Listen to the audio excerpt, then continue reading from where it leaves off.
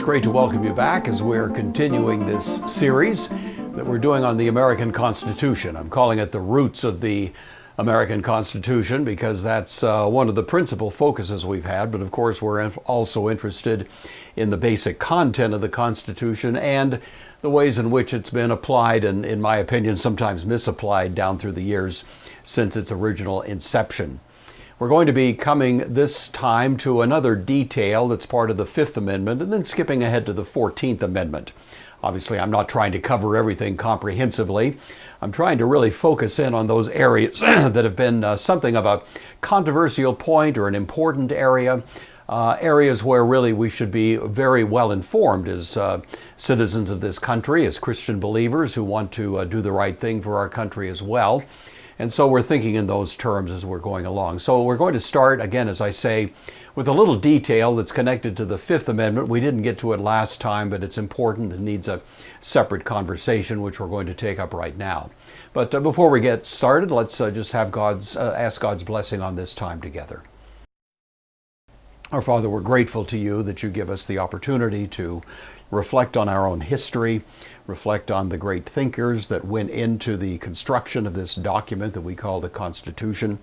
We pray that our reflection on these matters at this moment would be guided by your Spirit, and that you would, as a result of this time together, give us greater clarity and understanding of the role that we play. We give you thanks for it in Jesus' name. Amen. Well, we start off at this point with one more detail in the Fifth Amendment that's called the Property Clause, or sometimes called the Takings Clause. I think you know that the founders of the American Republic took for granted that there was such a thing as the principle of private property.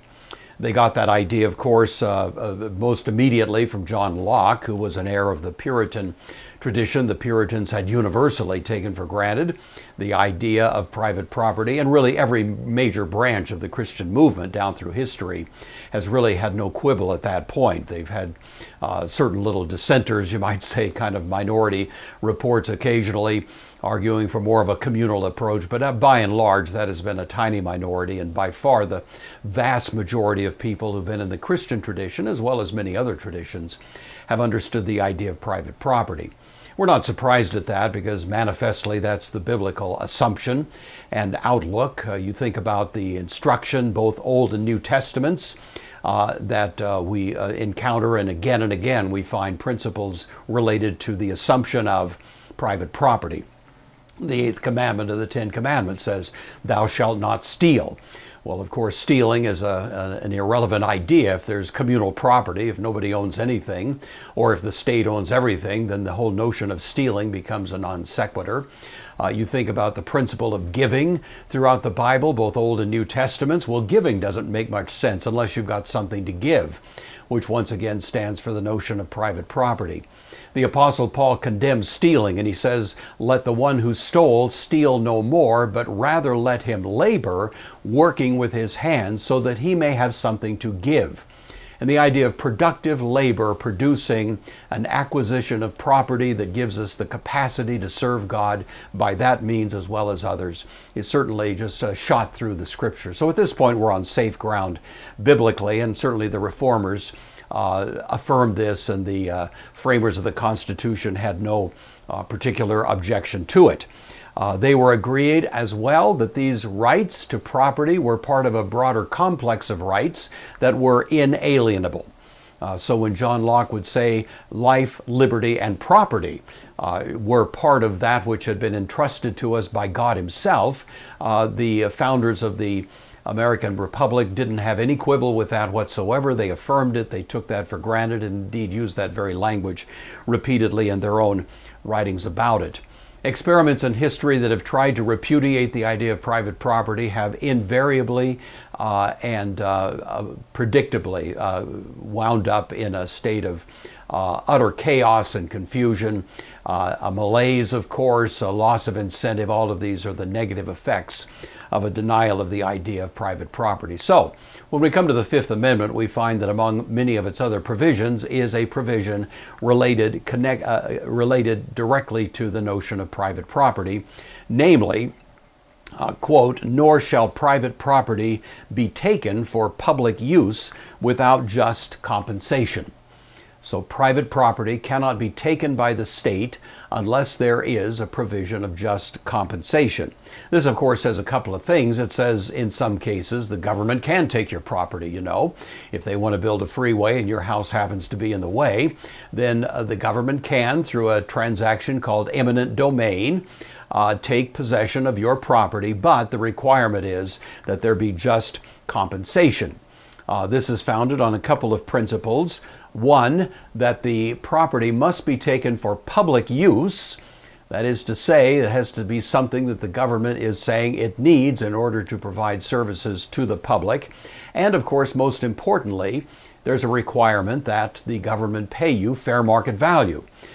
Can't lowball you, can't give you an amount that's way less than what would be the market value if you were to sell your property on the open market. This, of course, is an important point because sometimes there have been cases where there's been an attempt to try to buy the property at much less than its actual value. There's actually a provision that you have a right to a jury trial. If the court or if the state comes along and wants to take your property and offer you 10 cents on the dollar kind of thing, you can actually require that that case be tried in court and that a jury will eventually determine what the property is worth. So that's the basic principle. It has been challenged a few times. There's been some interesting cases along the way. One of the more recent ones that I might mention is called Dolan versus the City of Tigard. Dolan was the owner of a store. He had a hardware store there in the city of Tigard, which is in Oregon, and he wanted to expand his parking lot. And so he applied for a variance from the city, which would allow him to expand his parking lot. It would have been pro forma. You would think ordinarily this wouldn't have been any particular controversial issue. But what happened was the city said, okay, Mr. Dolan, we're happy to give you the variance that you're requesting, but we want you to give us in return a bike path that will go right through your property. So we want to do a kind of quid pro quo. You know, we're going to give you the variance you're requesting, but in exchange we want you to give us this bike path. There was no just compensation for that. It was just simply doing a favor, you might say, for Mr. Dolan by granting the variance, or maybe more importantly, withholding that favor if he didn't agree to the bike path. The difficulty was that the value of the land that was going to become part of the bike path greatly exceeded the value of the land that was connected to this expansion of the parking lot. One was worth a great deal more money than the other, and so there wasn't really what you'd call here a just compensation. There was rather kind of holding hostage a favor from the city in exchange for his agreement to this bike path. Well, Mr. Dolan wasn't very happy with that. He actually sued on that because of that, and the case eventually wound up before the Supreme Court, and the Supreme Court indeed ruled in favor of Mr. Dolan, saying that unless there is just compensation, this is a violation of the Takings Clause, and that therefore the city had to do more than just simply grant a variance. There is a situation that can arise occasionally that's called rough proportionality.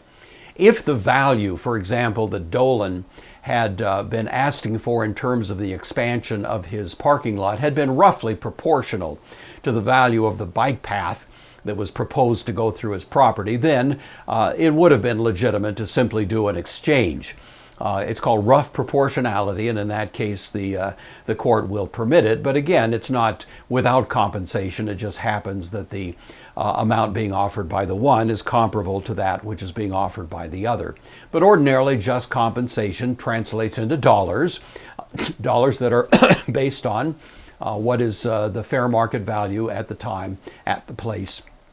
And so that's the basic rule connected to the Takings Clause. One of the least popular cases that has occurred, I would say in the last 100 years or so of the court's handling of the Takings Clause, was one called Kelo versus the City of New London. You may recall that. This is a 2005 case, and there was quite an uproar that really spread through the country as a result of this particular case. This was a challenge to the provision in the Fifth Amendment that the government was permitted to take land for public use. What happened in Kilo was that there was a developer in the city of New London. The developer wanted to buy a tract of land in downtown New London.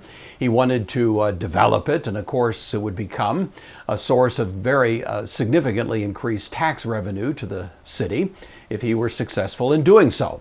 And so he was buying property along this tract, which was owned by various property owners, but he ran into a problem because some of the property owners in that area didn't want to sell. They didn't want to sell for fair market value or even a great deal more than fair market value. And so the question was what to do. The developer wanted the property. The landowners weren't permitted or weren't willing to sell, and it appeared that he was going to be in an impasse there. Well, the developer appealed to the City of New London and said, hey, why don't you guys just take this property under the auspices of eminent domain, and then you can turn around and give it to me later. And of course, the city realized that that would be stepping a little bit outside the bounds of eminent domain, because now the property is not being taken for public use, but really being taken for private use. Nevertheless, the city was so enticed by the greatly increased tax revenue they would get as a result of the work of this developer that they actually agreed to do it. Well, as a result of that, the landowners who were negatively affected by such a decision sued, and once again the case made it all the way to the U.S. Supreme Court. And the court did a very odd thing at this point. It looked at the Fifth Amendment, noticed that the language says specifically public use, and then the court added a little additional phrase, public benefit. And so if the land is going to be used for public use or for public benefit, then eminent domain can apply. Well, you can imagine the uproar that spread across the country. There were demonstrations in many cities across the country. Protests were ranging far and wide because this fundamentally violates the principle of private property. It basically said that the state could take property from one private owner and give it to another private enterprise if the state wanted to do that and call it public benefit. I'm happy to report to you that across the country, many states have enacted at a statutory level prohibitions against this very thing. But the case itself, Kilo, still remains the standing Supreme Court opinion on the subject. I expect one of these days there's going to be a similar case that will come before the court to allow itself to, change that. But for the moment, this problem is being being dealt with at the state level. The principle of private property, I think you understand, goes right to the heart of a productive society. If people are denied the right to private property, they basically become slaves of the state. That's been the testimony of history again and again. This is not a modern thing. This was understood clearly by the founders, and that's why they wanted to protect it. If you have ever been the subject of a criminal action that involved somebody rummaging through your private property, you probably recall the feeling of having been personally violated. Something deep in our psyche says that in many ways our private property is an extension of our own person, and thus we have a sense of the sacredness of it. John Adams, the founding father, said, "The moment the idea is admitted into society that property is not as sacred as the law of God, and that there is not a force of law and public justice to protect it, anarchy and tyranny commence." John Adams said that at a time when some of the greatest examples of that very principle had not even yet happened. But the truth of it, I think, is acknowledged by any sensible person.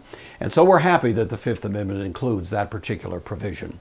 Well, skipping ahead to the 14th Amendment, I'm bypassing, of course, some very interesting other elements, but this is, again, as I say, is an attempt to simply summarize some of the high points and some of the more controversial areas that have come up in connection with these amendments. And I'd like to take a look at this point at the 14th Amendment.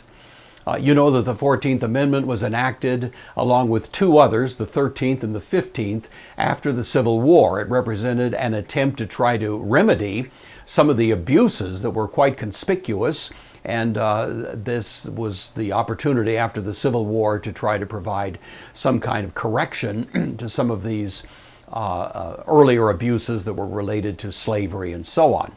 The 13th Amendment, of course, outlawed slavery. The 14th Amendment provided a set of protections in connection with people who had been slaves. That was its principal purpose, and so the content of it should best be understood in terms of its original intent, which had to do with correcting these kinds of challenges that were being faced by people who had been only recently liberated from their slave status. The idea, first of all, that I want to focus on is this notion of equal protection. Equal protection under the law. You know that the symbol of American jurisprudence is Lady Justice.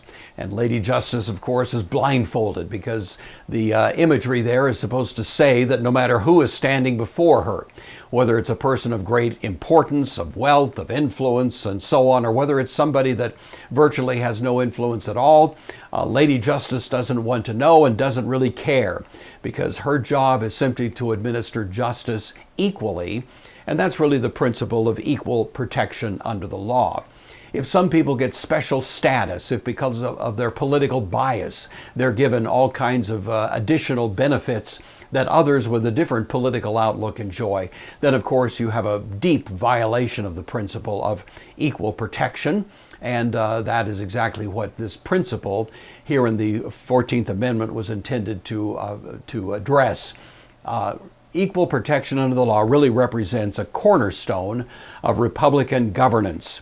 Now, equal protection does not mean that it's impossible to make certain distinctions, and I think we all know that there are a variety of distinctions we make which are rational and necessary in an ordered society without violating the principle of equal protection.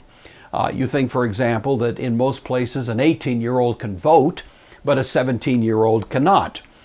Generally speaking, men have been subject to a mandatory military conscription. Women have not. MDs, of course, can write prescriptions. Chiropractors cannot. Girls, if they want to, can wrestle on a boys' wrestling team. The reverse is not true. Out-of-state students may arrive in a state to attend a state university. They may have to pay an elevated tuition as opposed to in-state students.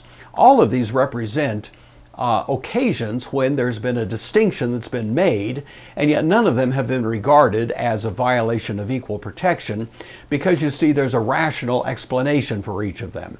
Each of them is based on some reasonable understanding that at points distinctions need to be made, and that it's for the good of the society and the good of the individuals involved that we do so.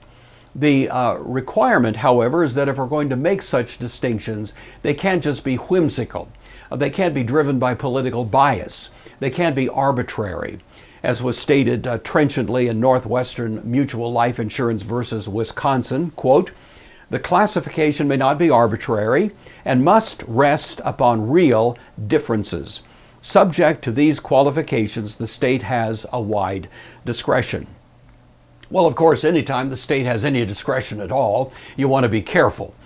The state always has, at least at times, a bias to abuse the discretion that's given to it. And so there has to be some way of testing whether the state's action is actually consistent with rational principle.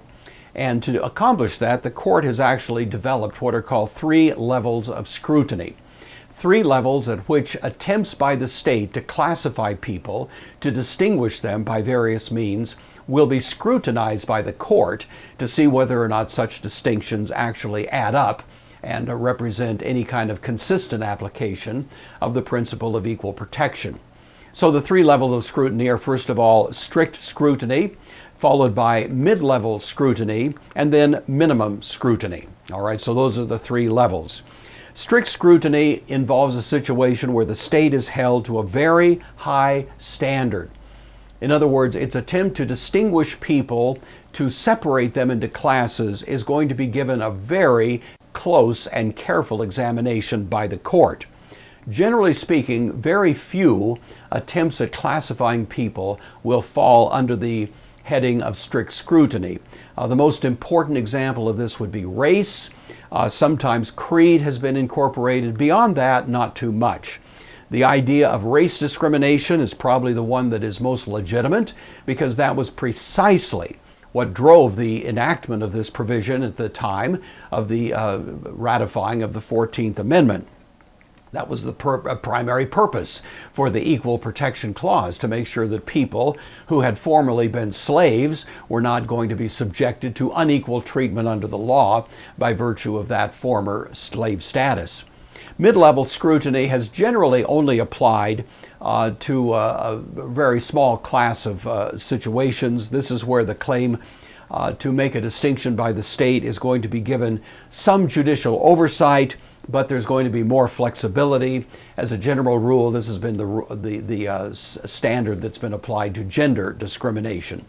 Minimal scrutiny applies where the justification for the state's attempt to distinguish will generally be allowed unless it is purely and evidently arbitrary.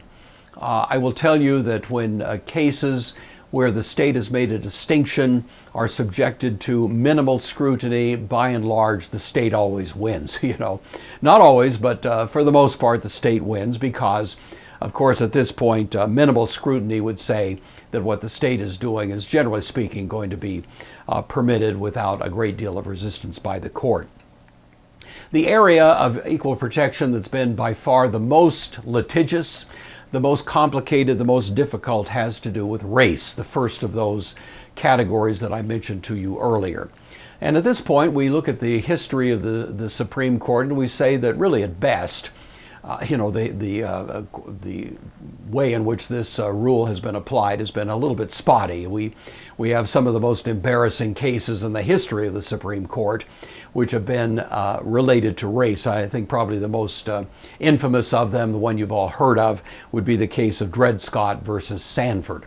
Dred Scott. This was a 1856 case. It involved a slave at the time, of course this is before the Civil War, whose name was Dred Scott. Dred Scott was a slave to a man who was a physician in the U.S. Army whose name was Sanford. Dred Scott had a wife, he had 2 kids, they were also in a slave status. Now, you may recall from your U.S. history, in 1820, a rule went into place called the Missouri Compromise. This was related to the Louisiana Purchase, and the Louisiana Purchase was going to be distinguished between the northern portion and the southern portion, and that was called the Missouri Compromise. The southern portion would permit slavery, whereas the northern portion would not. In fact, the northern portion actually outlawed slavery. So that was part of the ongoing compromise in the United States at that time. Well, part of the prohibition of the Missouri Compromise was that it was illegal to take someone who was in a slave status and carry him over to a free area. Now, there was no particular provision in the Missouri Compromise as what the impact of that would be, but nevertheless the rule was that it was simply illegal to do that. What took place was that Sanford, Dr. Sanford, took his slave, Dred Scott, across the border into the free area of the Louisiana Purchase. Dred Scott was a pretty smart guy. He figured once he set foot into an area that was free, where slavery was illegal, that by the nature of the case should make him free, because in fact it was illegal to do the very thing that Sanford had done. And so on the basis of that, Dred Scott sued Sanford to establish his freedom. And that was the case that eventually wound up before the U.S. Supreme Court. Well, the U.S. Supreme Court looked at the situation and actually ruled on a preliminary matter against Dred Scott. Never looked at the merits of the case, never looked at how the law should apply if a slave were taken to a place where slavery was illegal. It never got to any of that because it basically ruled that Dred Scott did not have standing. In the law, standing means you have some vested interest in the case that gives rise to a legitimate reason for you to be able to bring a lawsuit. If I see a fight between 2 people and one guy punches the other and I have no part in it, then I have no standing. I can't sue on behalf of either one of those people because I have no reasonable participation in the situation. Standing is an idea that says before I can even be heard on the merits of the issue, I have to have some showing that I've got a dog in that fight, that I've somehow got some justification for being there.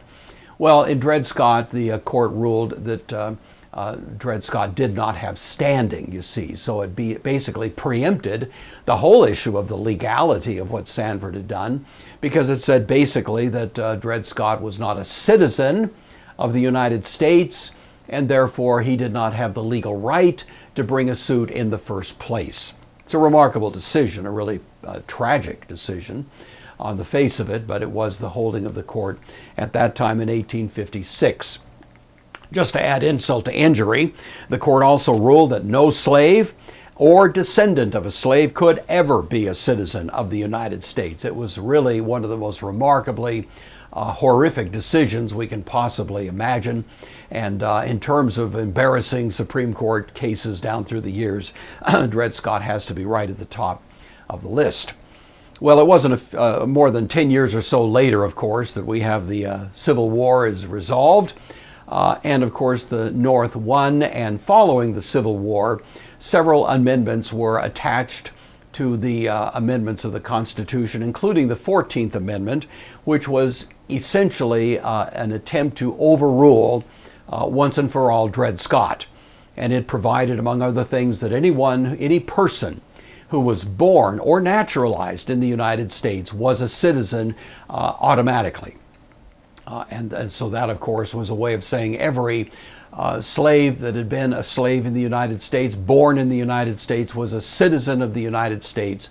And of course, that would suggest that all the rights and privileges appertaining thereto should connect to these people as well. Well, so far so good. That was certainly a move in the right direction. But nevertheless, as you know, in the succeeding years, in the South especially, were the so-called Jim Crow laws, which basically legalized all kinds of discriminatory behavior toward people who had been formerly slaves. That issue was eventually tested in a case called Plessy versus Ferguson. Plessy versus Ferguson involved a man who was actually only 1/8 black. He was by far mostly a white man, you know, but he sat in a whites-only car of a train. He was told to leave. He refused. He was ejected and then arrested. And on that basis, he filed suit, and that case wound up before the U.S. Supreme Court. This was in 1896. And the court once again ruled in a way that it thought was consistent with the 14th Amendment, announcing a policy that was called separate but equal. And that became the law of the land then for some years in the future. Now, you know and I know that when you hear the phrase separate but equal, what it means is that somebody always sits in the back of the bus, you know. Separate but equal certainly means separate, rarely means equal. And that became the practical reality in the United States then for some years to come. Another unfortunate case of the string of race-oriented cases was Karamatsu versus the United States. This was a 1944 case. It was during the Second World War. Karamatsu was an American citizen of Japanese extraction. He lived in a home, he had a job, he had a family, he was just another citizen of the United States, but there was a congressional act that said all people of Japanese extraction were to be put into internment camps. This was 1944. Karamatsu, standing pat on his citizenship status, refused to leave. He pointed out that to take him and put him in an internment camp was going to represent a violation of the Equal Protection Clause, because in fact people of German extraction who were American citizens were not sent to internment camps, and we were at war with Germany. People of Italian extraction who were American citizens were not sent to internment camps. It was only the Japanese. And so he said, you know, where's equal protection when you need it? And that case made it to the Supreme Court. And the Supreme Court basically agreed with Karamatsu in principle, saying that the classification that was being advanced here by the state was certainly a suspect classification, but using, I would say, language kind of along the lines of desperate times call for desperate measures. The court said nevertheless they were going to permit the application of the internment camp to Mr. Karamatsu because we were at war, and that calls for extraordinary responses at times. So unfortunately, that was the outcome in that case. The one case that probably represents the high point and really a reversal of a great deal of the abuses that had taken place earlier, courtesy of the Supreme Court, is called Brown versus Board of Education. Brown versus Board of Education, as you probably know, involved a young black girl who wanted to go to a white school. It was a whites-only school. She sued. And of course, when the court eventually heard it, it announced a new policy, basically rejecting Plessy versus Ferguson and the rule of separate but equal, and put in place a different rule, which was called the rule of integration. And at that point, of course, everything changed in the United States. It was a good decision. It wasn't based on really good reasoning, I have to tell you that. So the outcome was good. The road that the court took to get there was at least a little bit dubious. The court could have reached the right decision simply by going back and looking at the 14th Amendment, looking at the meaning of the terms at the time, and applying rigidly the meaning of the 14th Amendment to the fact situation before them. They would certainly have reached the same conclusion. But what the court actually did was it spent quite a bit more time dealing, you might say, with the morality of segregation. It talked about the psychological impact that a person will sustain if they grow up in a segregated society. And it talked about the evils that flow from that. Now, that's all true, you see. No objection to any of that reasoning. It's very important for us to understand all of those things. But the problem is, when the court basically uses its moral conviction, its moral instincts, in place of a legal analysis, and uses its moral judgment, its conscience, as it were, to reach a certain conviction, then you've sort of opened the door to some difficult problems. Because in a sense, we've said to the court, okay, court, we're going to let you insert your conscience into this social problem and base your conclusion on your conscience rather than on the law. And if I can just put it in the vernacular, we've sort of given the court a license to kill at that point. It's okay, you know, when I happen to agree with the morality of the court, I can say, well, no harm, no foul. But what happens when sometime later a different court inserts its conscience into a matter that involves the way we live our lives, and the conscience of the court is very different? And basically I say, well, what the court is saying is you know, a conscientious outlook actually is quite offensive and really represents a great departure from what a good conscience should dictate. I've really already given up my ability to challenge it, you see, because I gave the court the license to insert its conscience way back in Brown versus Board of Education. It's ironic because, of course, Brown is a good case. It's a good outcome. I endorse it. I believe it was the right judgment. But the road that was taken there was somewhat problematic, and for that reason, I'm raising that little bit of a question. The other area under equal protection where there's been some interesting judicial involvement is the whole problem, or the whole policy, maybe I should say, of affirmative action. You know that affirmative action involves preferential treatment to those who have historically been victims of discrimination. It is, in a sense, a discriminatory policy that runs in the reverse direction. Almost immediately when affirmative action was implemented in various quarters, the objection was raised that you're fixing discrimination by implementing discrimination, and that certainly was a challenge that had some merit at the time and has ever since. The first major challenge to it on that basis was the case of the University of California versus Bakke. Mr. Bakke was an applicant to the University of California School of Medicine. Twice he was ruled, he was passed over, and people of inferior academic credentials were admitted, but they were admitted based strictly on race. It was a strict application of a quota system in which a certain number of minorities had to be admitted, and for that reason Bakke, of course, failed the test. Well, Bakke sued based on the fact that this was a violation of equal protection, that he was being discriminated against based on race, and in fact the court eventually agreed with Bakke, and he did gain admission and so on.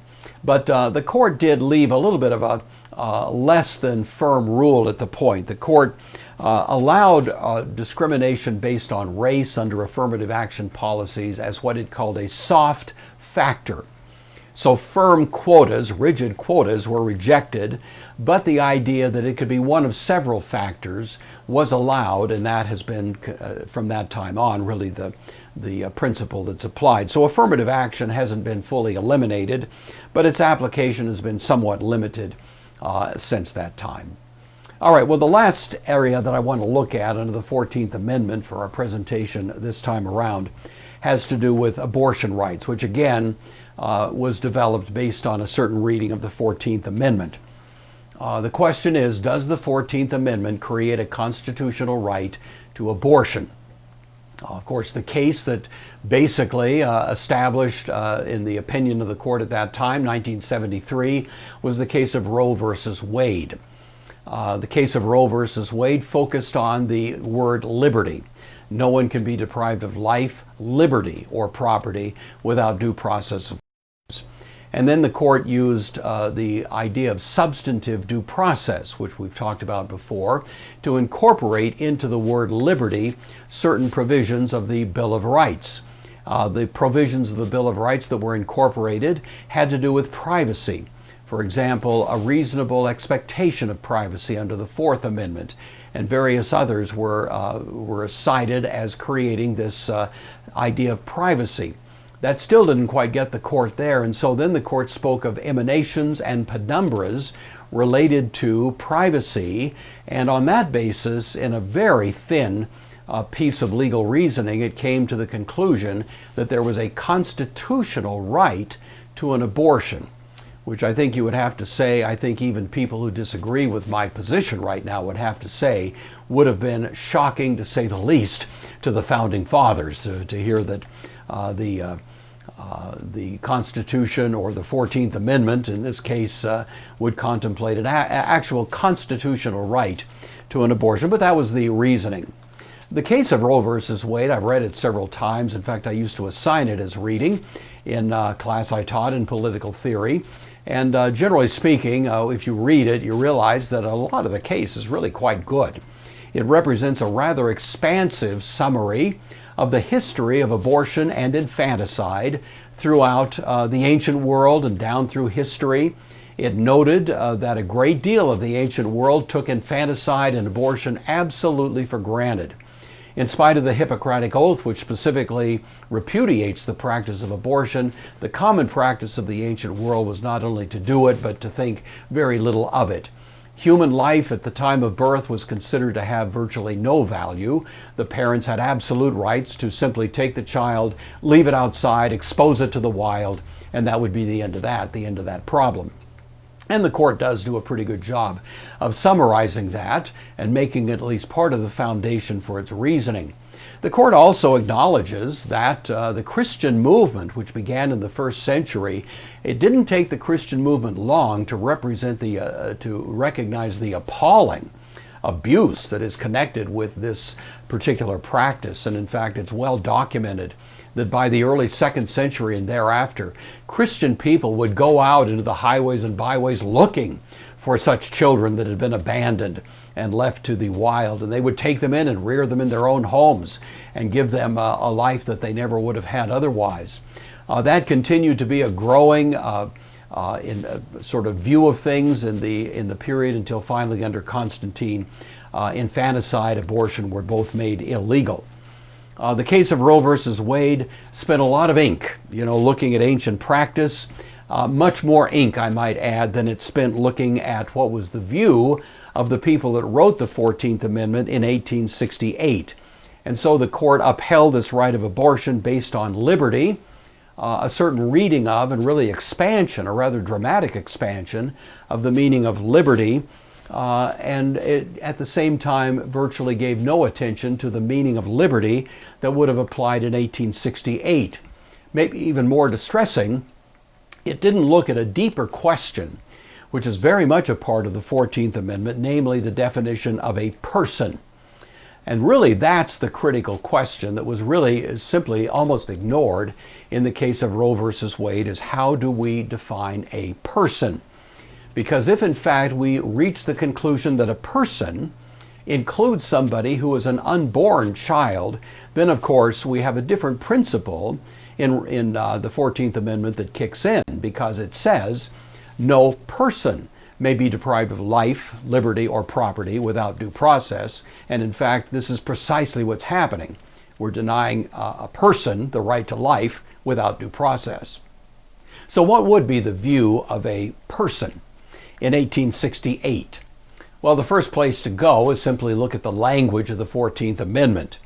And if we do so, we read a very interesting short sentence here, which says the following: all persons born or naturalized in the United States and subject to the jurisdiction thereof are citizens of the United States and of the state wherein they reside. Now you have to say, looking at that on the face of it, it's not really defining what a person is. It is, however, defining what a citizen is. The purpose of it, of course, was to meet what had taken place, the abuse that had taken place in connection with Dred Scott, and declaring that if a person is born in the United States, that person would be a citizen. But the question is, when we hear the phrase all persons born or naturalized, is that statement of a person referring to someone who in fact would be a person before they were born, you see? And on the face of it, you would have to say that would be the plain sense of the reading. I'm not going to say it's explicit, but it's certainly powerfully implicit that would be the assumption.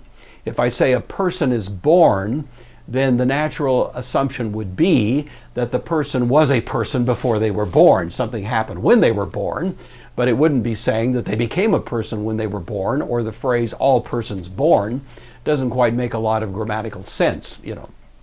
If I were to say to you, for example, that all cars manufactured in Detroit are American cars, you might say, okay, fine.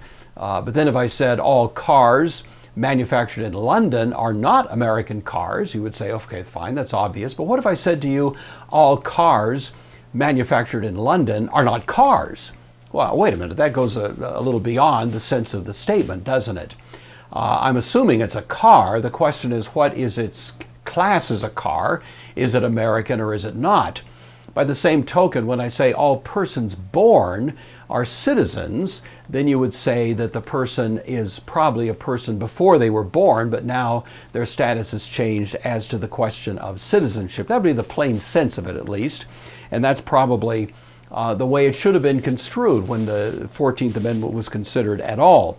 That this amendment was written to protect persons, not just citizens, and we know that from another provision of the 14th Amendment, which makes the following statement.